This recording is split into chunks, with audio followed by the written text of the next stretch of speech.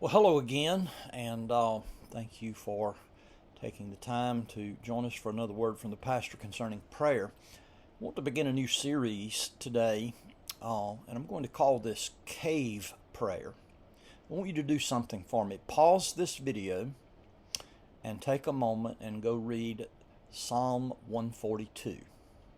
It's only 7 verses long. Go ahead and do that.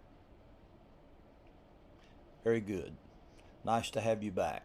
I want you to notice the heading of this psalm. It says, A Prayer of David when he was in the cave. This prayer was offered by David at a very low point in his life. He was running for his life as Saul sought to kill him. Notice that David is God's anointed. He's God's man. He's God's chosen. But he is being hunted and persecuted and despised. There are lessons for us in this prayer. David is hiding in a dank, miserable cave, yet he prays as if God is in the cave with him. Why? Well, because God was in the cave with him. God hears prayers in caves, on the land, on the sea, and under the sea. Remember Jonah's prayer to God when the great fish swallowed him and carried him to the very bottom of the sea in Jonah chapter 2? Jonah prayed to God from the depths with seaweed wrapped around his head, and God heard and answered his prayer. So with David in the cave.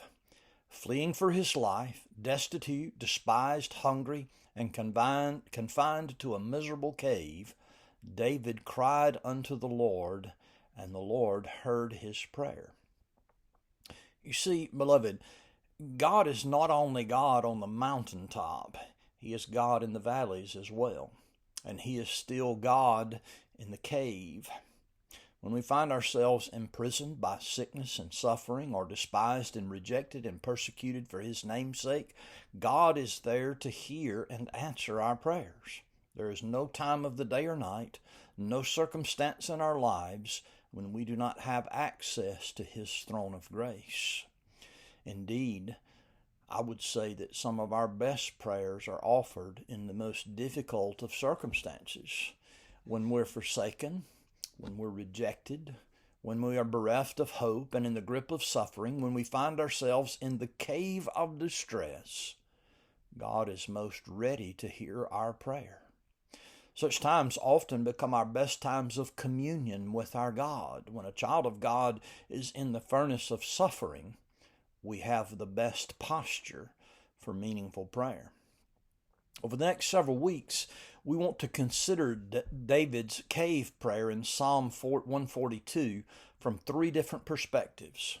First, we will see how to pray when we are convicted of sin.